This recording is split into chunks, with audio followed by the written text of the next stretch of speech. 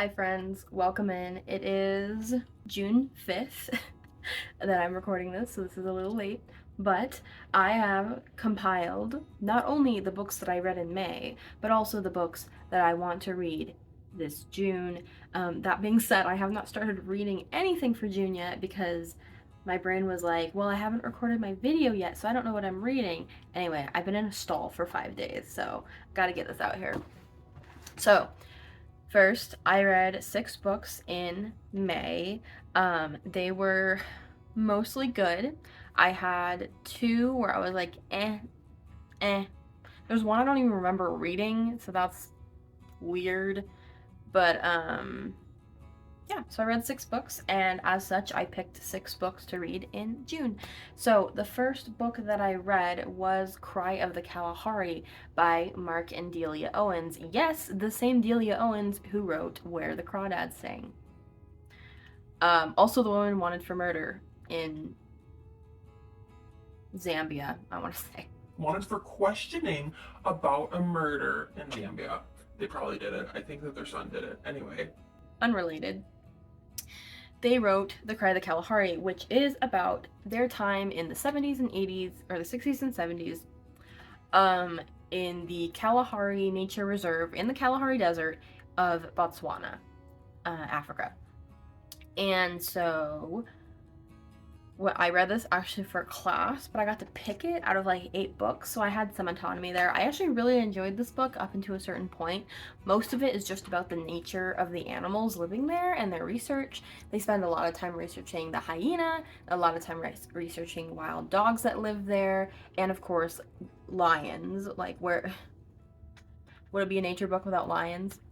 No giraffes, unfortunately, or zebras. Those are actually not really in the Kalahari. They have not been there for centuries.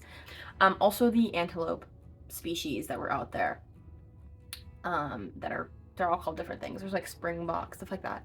Anyway, I really enjoyed this book up until a certain point, because at some point you're reading it and they're talking about the native people who live around in Botswana, the people who live in Botswana, and their entire attitude about the Africa and the nature reserve is very much love the animals, hate that there's people here. Like, they're like really condescending and weird to the they have a guy who comes to help them for a little while. He's from one of the local villages, and they don't communicate. He doesn't speak English. They don't speak, I don't know what language is in Botswana, but they don't speak his language, and so there's this kind of weird condescending commentary on him because they didn't have any real conversations for a while. Eventually, I think he started to learn English from them and vice versa.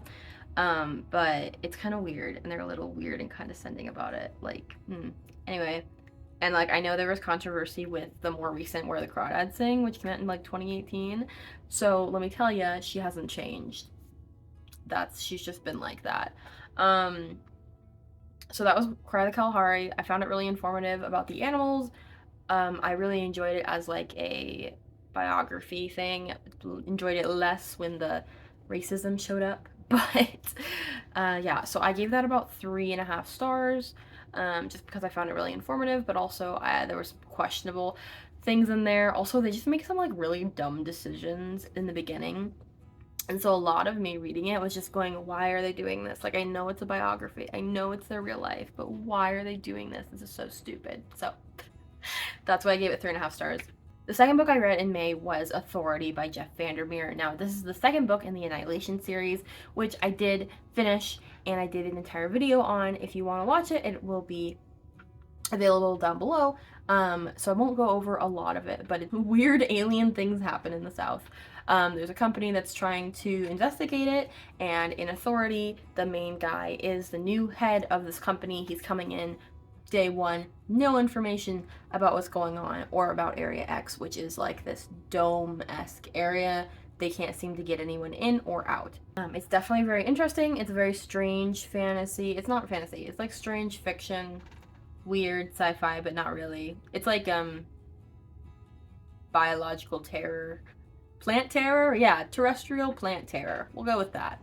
It's fantastic. I really loved it. I gave it 5 stars. The main character is fantastic in my opinion. He has a very dry humor, which works really well for the setting because I could not stand just weird, sad stuff constantly. And so he just throws in these funny comments every once in a while. So I love that. So that was Authority by J.F. Vandermeer, and I gave that 5 stars.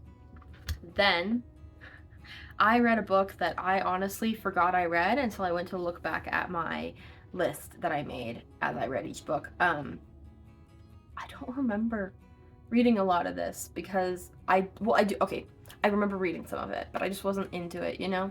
And that was The Rest of Us Just Live Here by Patrick Ness. It's definitely like a YA coming of age high school story. I was a little too old to be reading it, I feel like. I didn't think that would matter because sometimes it doesn't matter for me, but this one, it definitely mattered. I found the writing fairly flat. I found the characters not fully fleshed out and more of a flat representation of what he wanted them to be. But basically the main idea of the plot is they live in a world where fantasy chosen ones are everywhere, right? They're always fighting an elf or a demon or going off to another world or getting kidnapped by aliens, stuff like that. But then there's the rest of the people who just live there, and that's what we follow is this main kid, the normal non-chosen one kid, and his friend group as they try and balance out life with school and conflicts with their family and all this stuff, just regular coming of age teenage stuff. Which again, that's why I'm like, I probably wasn't the right demographic for this. I'm already in college. I'm gonna be 21 in a month. Like, this isn't my demographic. But that being said, Percy Jackson's not my demographic either. However, I love it because the characters are well written. In this one, I've never read anything else by Patrick Ness. I might, if y'all have a different book by him that you recommend over this one, I will definitely read it. Yeah, no, the characters were just super flat.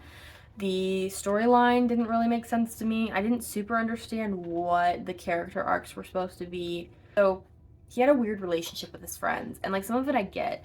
He has OCD, and so a lot of times his friend would end up stepping in and helping him remove himself from the situation that triggered his OCD. Now, I don't know anything about good representation with OCD, but he kind of weaponized it in kind of a way of being like, it got to the point where he was being so woe is him that he was driving all of his friends away, and it, as much as that could happen in real life, the fact that his friends stuck with him through it was admirable, but I don't know, it was just and his sister had an eating disorder. That's the other thing. His sister had an eating disorder, and they're both in major players in the book.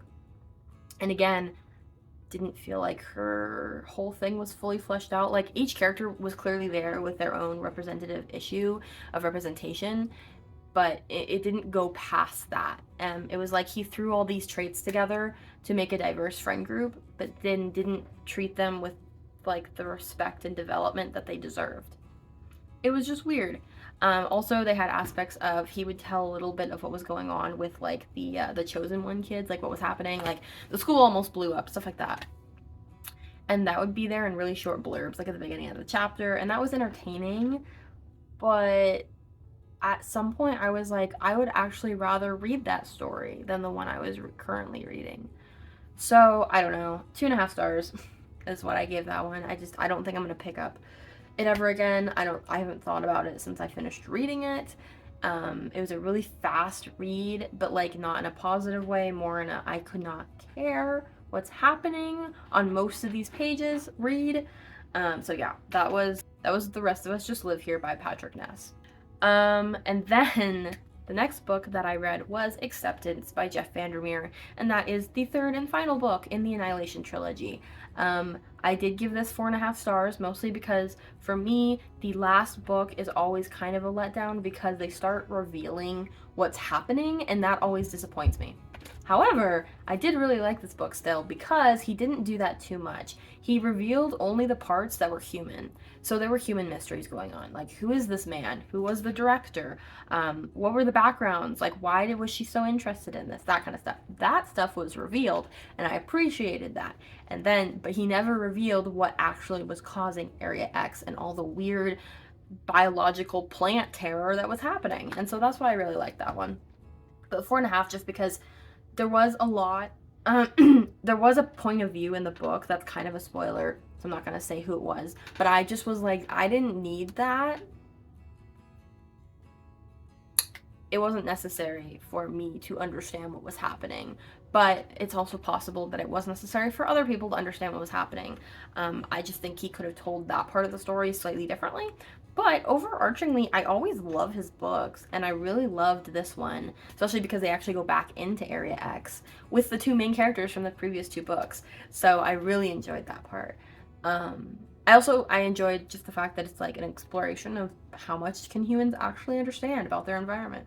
So anyway, if you're interested in more, again, I made a whole video about the three books in that series. I recommend going and watching that and then reading these books because I love them. And that was Acceptance by J.F Vandermeer with 4.5 stars. Then the book that I read, my other 5-star for this month that I read, literally the minute it came out, was Yellowface by R.F Kuang. When I say this book was laugh out loud, morbidly funny, and yet so cutting in its like analysis and the way it treated the main character, like all of this, it was fantastic. If y'all don't know, it's a new book from R.F Kuang, basically about this girl. She is sort of friends with this other girl, and one is Juniper Hayward is the main character. She's white, and she's just white American, and then Athena Liu, who is Chinese American.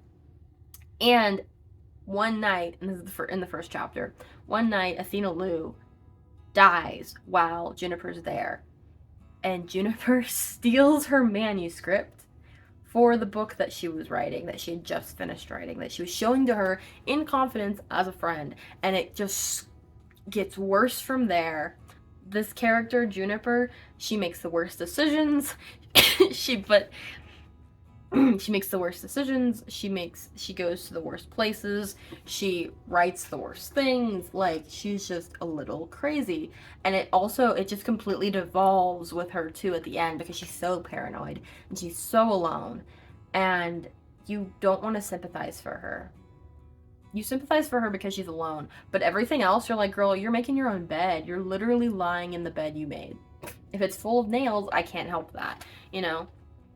So I loved that book. I'm not going to go super more into it just because I did do an entire reading vlog about it, and that is also available below. So I recommend watching those because I loved this book. Read this book, okay? Actually, don't even watch my review. Just read this book. Just read the book because I talk about things in it that I like would be way funnier if you just read it in the book. So just go read this book. It's fantastic. I'm never disappointed by R.F Kuang. I will be reading whatever she puts out next. So, and then the last thing that I read in May was We Have Always Lived in the Castle by Shirley Jackson, which I'm sure many of you know about. It's published in the 60s, I want to say, and it's just a very classic, or not classic, it's a required reading for some people, but she wrote The Haunting of Hill House, if y'all are familiar. So I loved this. It was 140 pages, 50 pages, I want to say. It was very short. I read it in one night. It was a nice little quick read before the end of the month, and I really enjoyed it. I love weird, creepy fiction, and I definitely was very unsettled by this, especially because in the first page, she introduces her main character, and she is 18 years old. And as you read it, you're like, this girl is like 8. That's what you're reading. And so, but that, it gets so creepy. It's fantastic. Anyway, definitely go read it. It's about kind of like being ostracized, but it's not the right person who gets ostracized, which is really interesting. But it's also like everyone else devolves further. I don't have a whole analysis of this thing. I was on vibes alone. I loved it. I'm probably gonna read more of her stuff. I don't know if any of y'all read The Auction, I want to say. No. Is it The Auction? I'll put it up. I think it's The Auction in high school. I don't know if y'all had to read that. I had to read it as required reading. Did not realize it was the same person. That thing, or The Village. Is it The Village? I don't know. Anyway, but it's basically like it's also horrifying, and I can't tell you anything about it because it would spoil it so completely. So go read both of these books by Shirley Jackson. They're not even books, they're short stories. Go read both of these short stories by Shirley Jackson. We've Always Lived in a Castle is more of a book, where the village or the auction is a short story. So it's not that hard to read. Go read it, go read it, go read it, go read it. Okay? Okay? Promise me? Cool? We won't move on until you promise me. Cool. Okay. So, because I read 6 books in May, I decided to match myself in June. So I have 6 books that I would like to read in June. However, I am a bit of a mood reader. So if I don't get through all these, I'm not going to beat myself up, because there's mainly 3 that I need to finish, and then there's 3 more that I could finish if I want to. So, first of all, I thought that this was going to make it to my May reads. I did not finish it in time. I also was gonna make a vlog about it, but I just got so enthralled with it that I couldn't even like put it down. So, and this is Middlegame by Shannon McGuire, and it is about these 2 kids who are basically alchemy incarnations of matter. One girl is the math and logic, and the boy is reading, language, manipulation, all that kind of stuff. They're created by this Frankenstein-esque dude. I'm not even kidding. He was Frankenstein by his creator. And he has sent them forth into the world to create chaos so that he can rule the world through alchemy.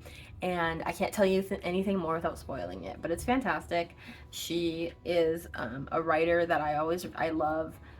She's more indie, but I do think that this book had some popularity when it first came out, so I would definitely recommend reading it. So that is Middlegame by Shannon McGuire, and I'm so close to finishing it, but I'm just not there yet. I have like 100 pages, and I could have forced myself to, but again, I want to enjoy this. I've just been sinking into the story and the world that they're in, which is great because I heard that there is another story in the same world, and I'm very excited. So that was Middlegame by Shannon McGuire, and then this one and 2 more I have to finish because I bought these in March, and it was when I was visiting my family, and I was like, I'm gonna read all of these so fast, and they're like, sure you are. Anyway, I'm visiting them again next month, so I have to have these finished before I see them, because I don't want to. I want to be able to be like, yeah, I finished these, because I read all these other books. Why can't I finish these ones? Anyway, so that was Middlegame, and then the next 2 that I have to finish are Warm Bodies by Isaac Marin. It's Warm Bodies by Isaac Marin, and it's essentially a Romeo and Juliet story, except one of them's a zombie. That's all I know about it. I read like the first 2 pages. I'm very excited about it. I am gonna read it. It's very short. It was made into a movie, so most of y'all are probably more familiar with that. But I'm definitely gonna read this next because I'm very excited about it. I just forgot about it, for like a couple of months. That's fine. And then the other book I'm gonna read is Borne by J.F Vandermeer, and I do own it right here. This is by the same guy who did Annihilation. Of course, I'm going to read the rest of his books. So there's this one. I'm just going to read the back because I don't know what it's about. A young woman named Rachel survives as a scavenger in a ruined city half destroyed by drought and conflict. The city is dangerous, littered with discarded experiments from the company, a biotech firm now derelict and punished by an unpredictable predations of a giant bear. One day, Rachel finds Borne during a scavenger mission and takes him home. Borne, as salvage, is little more than a green lump, plant, or animal, but exudes a strange charisma. Against her instincts, Rachel keeps Borne. But as Borne grows, he begins to threaten the balance of the power of the city. So, it sounds like another biological terror, tech terror combination. His specialty, of course. So, I'm very excited to read that. And then I have another one that I actually got from my dad, but I'm going to read it just because I'm curious. And it's the Power of Habit by Charles Duhigg. I'm just curious. It's just like about how habits form and how you can make new ones. And like, I don't know, I'm bad at keeping with any sort of schedule or habit of any kind, but I can usually stick around for about 2 weeks. So I'm going to read this, see what happens. I don't know really anything more about it because it's more of a self-help book, but... Then I have 2 books that are on my Kindle that just came in from the library, literally just in time for this, so I'm very excited. But they are last on my reading list. And that is A God in the Shed by J.F Dubeau. and that is A God in the Shed by J.F Dubeau. It's a horror book about a small village and a god in the shed. I don't know anything else about it. I'm very excited though. I know it's a horror book. It was recommended to me. I will be reading it if I can, if I can fit it in. And then literally the last book that just came in this morning was Legacy of Violence, A History of the British Empire by Carolyn Elkins. This has been recommended multiple times from different sources for me. And I'm a history major, so of course I have to read it. It's required. It's a required reading for myself in the summer. That's just so those are my 6 books that I am going to be reading in June. I'll check back in with y'all if I do actually do all 6. I have a feeling that once I read the 3 that I have to finish, I might end up mood rating something else. So we will see if I actually make it through all of these. But all of them are exciting and interesting to me. So hopefully we can get through it. But yeah, I know this video is a little late, but I don't know, it gave you time to watch everyone else's, and now I'm here. So anyway, I'm gonna go hang out with my boyfriend, so I hope you're all having a good day, and I will see you later.